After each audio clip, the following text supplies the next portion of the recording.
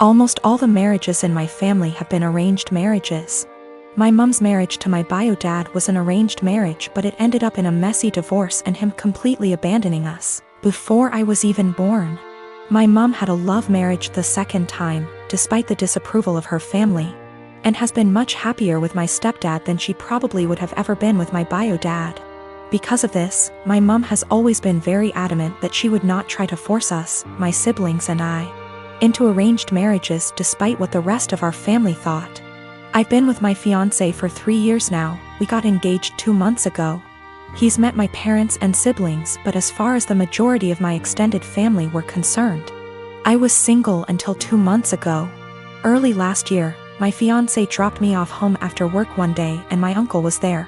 My uncle is the oldest sibling my mom has, so he's seen as the head of the family. He thinks he has a say in what the rest of us do. It was obvious my uncle was pissed, and he ended up grilling my fiancé, and I assume he met his standards. A lot of arranged marriages are about what both families can gain from one another, so he told my mom to get us married quickly. He wanted to make it look like we had an arranged marriage before the rest of our family found out. My mom ignored him and told us to keep dating if it's what we wanted. Over the past year, he's mentioned me getting married to my mom every single time he's spoken to her. Apparently, my uncle assumed just because he'd given the order that we were going to get married soon. He told my cousin, his daughter, that I had agreed to an arranged marriage, and because I had and she was older, she should agree to the match he'd found her. My cousin never mentioned this to me, but she did agree to marry the man my uncle found for her. They got married late last year. They haven't had a good marriage and my cousin is very unhappy. Her husband is incredibly controlling and hardly ever lets her go anywhere without him or a member of his family. Last week, she was over at my house when my fiancé came over to drop some of the clothes I'd left at his place over. When I told my family about my engagement, they all assumed it was an arranged marriage and I didn't bother clarifying because it really isn't anyone's business. You don't tend to do sleepovers if you're having an arranged marriage, so my cousin knew immediately it wasn't what she assumed. She started asking me questions about my relationship and I answered honestly. She got really angry at me and kept demanding to know why I didn't tell her about him. The thing is, I'm very close to this cousin, but I also know how our family is about dating and I didn't want my male cousins trying to strong-arm my fiancé. They've jokingly threatened this before. She pretty much blamed me for her arranged marriage and said she only agreed because she thought I was going to have one too, and if I had told her I had a boyfriend, she would have had the courage to stand up to her family. She hasn't spoken to me since. I do feel bad for her. I know how unhappy she is, but if she had mentioned what my uncle told her earlier, I would have clarified. I don't want this to be the end of our relationship, but I don't know what I can do to fix this. I am a 35-year-old female. I don't have the best relationship with my husband's mom. Since day one, she tried to make remarks and compare me to her. She then tried to get on my good side and started overly praising everything I do and sometimes even copying me, like that one time when she dyed her hair purple just like mine, and when everyone pointed out how ridiculous she looked. She actually blamed me and accused me of trying to make a joke out of her. So, anyways, my husband and I took 2 weeks off work to go visit some places out of the country, tourism in other words. Thing is, I was the one who saved up for and arranged for the trip.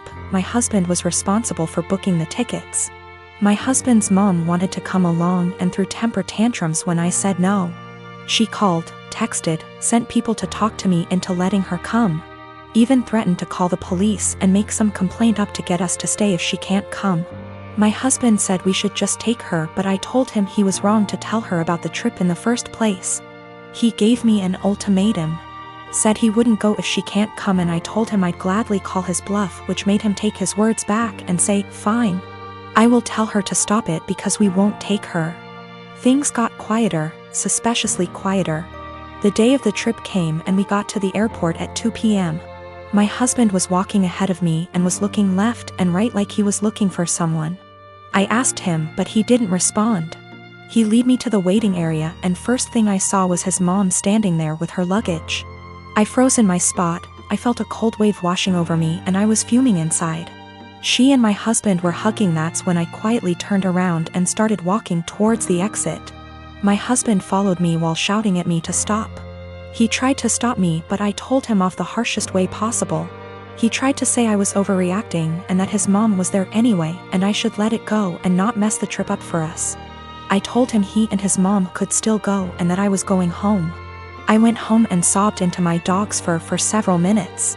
Turned out he booked her a ticket without me knowing. An hour later he came home yelling and raging about how pathetic and spiteful I was to walk out and go home and ruin the trip last minute. I told him he caused this to happen. He said that I was being so hard on his mom, it's ridiculous. I refused to fight anymore, but he kept on berating me, then called my family to tell them that the trip was cancelled, and that it was because of me. My family said that I shouldn't have ruined it for myself and should have sucked it up and done my best to enjoy. I am a 32 years old female, and I was raised Mormon, but I'm not now, nor do I follow any other religion. My mom is still very much in the cult. As such, she has the typical Mormon mindset regarding gender roles and all that bullshit. Granted, I still think she'd be this way without her religion, though maybe not as bad. We get along splendidly, except when the topic of her religion comes up, which doesn't often. She's visiting right now. I don't see her in person much, but she came down for my birthday. It's also important to note that I have 2 sons. My 5-year-old has a mohawk. My 3-year-old has shaggy, shoulder-length hair. He's never had a haircut for a multitude of reasons, none of which would even be asked if he were a girl. Not long after she got here, she started going in on his hair. This is not the first time she's given her opinion on it. Why don't I cut it? Don't I want to prevent him from being bullied? Or from people thinking he's a girl? Because he hasn't asked and I want it to be his choice. Because he acts like I'm murdering him when I brush his teeth and hair. Because he also flails around like he's having an exorcism, so imagine that with a pair of scissors. Because if someone sees long hair and assumes girl, that's on them, and a simple, he's a boy, corrects it. But mostly it's because I don't want to. She got pissed and said what she really thought, which was, well, I just don't like long hair on boys. Clearly. Yet she has no problem with my other son's mohawk. Guess that's boyish enough for her. And she said it in front of both my sons, which pissed me off. I said the first thing which came to my head, which was, if you have a problem with long hair on boys, I suggest you take it up with your Lord and Savior Jesus Christ. You can start by asking him to get a haircut. Call John the barber. Bruh. If looks could kill, I'd be in outer darkness right now. She steeped in her anger for a while but didn't say anything else. She hasn't changed her opinion, nor will she. But I don't think she wants to get roasted again either, so she won't bring it up anymore. I feel like we're both assholes. As much as I hate her religion, that was also a low blow, and I have a tendency to speak first, regret later. Though I don't necessarily regret my words, I do regret how they made her feel. She is my mom after all. My twin sister, May, and I are identical. At the end of our first year of college, I was in a car accident, and I ended up with a facial scar and major trauma. I started seeing a therapist because of the nightmares and the fact that I was panicking any time I got into a car. That led to me realizing there were some deeper issues, which we worked on. As part of that work, I got a physical. Started working with a dietitian to fix my diet and the smorgasbord of vitamin deficiencies it caused. I started working out, strength training 3 days and sprints or hit on 3, with our older sis. By the end of our first year of college, we had each gained about 30 pounds. By the end of the next year, I had lost half of it, but I was smaller at 134 pounds than my previous 120 because of the muscle mass. And that's been my size for the past half-decade. I found a new beautician, and she gave me long layers to make my natural curls be curls instead of waves of frizz. I always wanted, but that my old one said would look bad, and refused. I stopped bleaching it and let it go its natural dark blonde / light brown. I stopped spray tanning. Again, that's been my look for the past 5 years. I live in a rural area, and the internet isn't great. Things like FaceTime just aren't options, and I can't post a lot of pics on social media / see of it. This is relevant because a big issue is that May didn't see me over the quarantine. We talked on the phone a couple times a week, but it mostly revolved around her wedding planning. She got engaged before the Rona put us on lockdown. I wasn't her mo, so mostly I was being told decisions, not involved in the process. When it came to the bridesmaids' dresses, May sent our sister, Sil, and me a link and told us to get it in our size. Same with hair and makeup, but we had to arrange for a beautician because May's wouldn't do more than 4. And she wanted her friends at the appointment with her. Except she didn't do a bachelorette party with us, she did with her friends, or rehearsal dinner. So May didn't see any of us until the start of the wedding. She was livid. Apparently, she thought we would have stopped working out because of the Rona, even though we did it at home. Or that we would have stopped when she announced her engagement, so we didn't upstage her. She was mad because I didn't try to hide my scar and didn't tan, thought it would be implied.